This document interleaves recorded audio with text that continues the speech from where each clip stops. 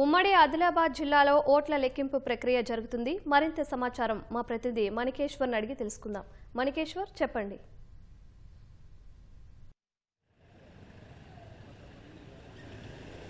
ఉమ్మడి ఆదిలాబాద్ జిల్లాలో మొత్తం అంతటా పోలింగ్ ప్రక్రియ సజావుగా ముగిసింది. కొన్ని ప్రాంతాలలో 1 గంట లోపల ఓటింగ్ కోసం వచ్చిన వాళ్ళకు సంబంధించిన ప్రాంతాల్లో కొంత అనుమతి జరుగుతుంది ఇంకా పోలింగ్ కోసము.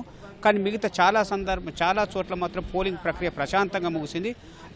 ఓటు హక్కు వినియోగించడానికి ఉన్న వాళ్ళ ప్రక్రియ పూర్తిగా ముగిసింది. కానీ ఆ ప్రక్రియ కొంత ఆలస్యం కావడంతో కౌంటింగ్ ప్రక్రియ కొన్ని చోట్ల ఆలస్యం అవుతుంది. ప్రస్తుతం అయితే మనం ఇంద్రవెల్లి గ్రామ పంచాయతీ పరిధిలో ఉన్నాం. ఈ ఇంద్రవెల్లిలో దాదాపు 7,500 మంది ఓటర్లు ఉన్నారు. ఓటర్లకు ఇప్పుడు దాదాపు 81% ఇక్కడ పోలింగ్ నమోదైంది.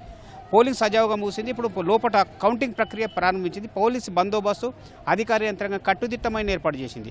ఈ పోలింగ్కు సంబంధించిన ముందుగా ఓట్ల లెక్కింపు వార్డు సభ్యులకు సంబంధించిన ఇవి జరుగుతాయి. తర్వాత సర్పంచ్ అంటే మొత్తం ఇప్పుడు ఎగ్జాంపుల్ ఇంద్రవెల్లిలో దాదాపు 14 మంది వార్డు సభ్యులు ఉన్నాయి.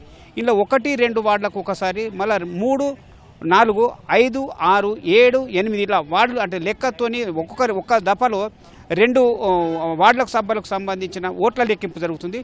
లెక్కించిన విజేతలైన వారిని అందులోనే ఉంచుకుంటారు. అంటే ఓట్ల కౌంటింగ్ కేంద్రం నుంచి బయటకు పంపడానికి లేదు. వాళ్ళందరినీ కూడా లోపల మొత్తము వార్డు సభ్యుల ఎన్నిక సజావుగా ముగిసిన తర్వాతనే సర్పంచ్ ఓట్ల లెక్కింపు ప్రారంభమవుతుంది. ఇప్పుడు ఈ వార్డు సభ్యులు సర్పంచ్ ఓట్ల లెక్కింపు కంటే ముందు అధికారులు ఇవాళ పోలింగ్ అయిన సంబంధించిన అంటే ఓట్లను వేరు చేసే ప్రక్రియ ప్రారంభమవుతుంది.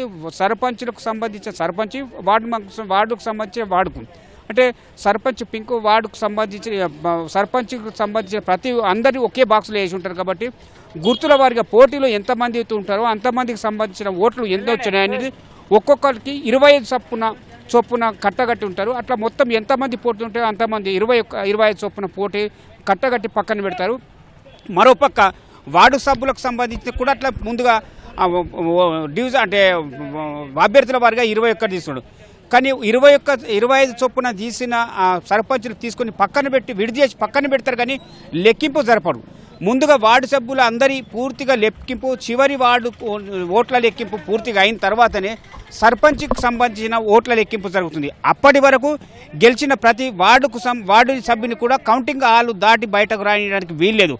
అలా అందరూ కోరమనక ఉంటే ఉప సర్పంచ్ ఎన్నిక సజావుగా నిర్వహించడానికి ఆస్కారం ఉంటుంది. లేకుంటే ఒకవేళ కోరం ఉండదనుకుంటే దాని తర్వాత ఎన్నికల కమిషన్ ఆదేశాలకు అనుగుణంగా ప్రక్రియ ముందుకు సాగించేందుకు అధికార యంత్రాంగం ఏర్పాటు చేసింది.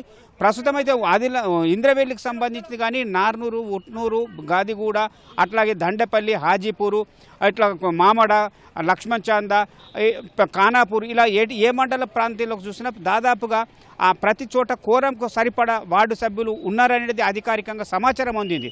వీళ్ళందరికీ సంబంధించి గెలిచిన వాళ్ళని మాత్రము పూర్తిగా అక్కడే ఉన్న తర్వాత సర్పంచ్ ఓట్ల లెక్కింపేంత వరకు కూడా గెలిచిన వార్డు సభ్యులందరూ అక్కడే ఉండాల్సింది.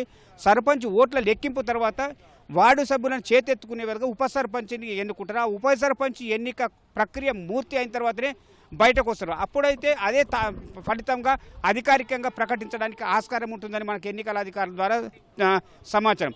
అప్పటి వరకు పోలీసు యంత్రాంగం కూడా బయట కట్టుదిట్టమైన ఏర్పాటు చేసింది. ఇప్పుడు మనం ఇక్కడ ఉన్న ప్రాంతం ఇప్పటి వరకు చాలామంది జనము ఓట్లతో బారులు తీరి ఉన్నారు. కానీ ఇప్పుడు పోలీసు యంత్రాంగం ప్రతి పోలింగ్ కేంద్రాన్ని తన అదుపులోకి తీసుకుంది.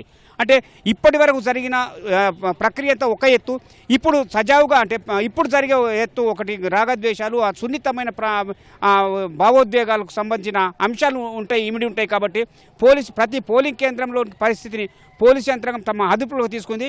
ఈ ఎన్నికను పూర్తిగా నిర్వహించేందుకు అధికార యంత్రాంగం కూడా వెబ్కాస్ట్ ద్వారా జిల్లా కేంద్రాలలో కలెక్టర్లు, జిల్లా పంచాయతీలు, డిఎల్పిఓల నేతృత్వంలో సాగుతుంది. పోలీసు యంత్రాంగం ఎక్కడెక్కడ కట్టుదిట్టమైన ఏర్పడుతుంది. ఇది ఆదిలాబాద్ జిల్లాకు సంబంధించిన తాజా పరిస్థితి. కెమెరామెన్ కిరణ్తో మణి, 4 స్టూడియో.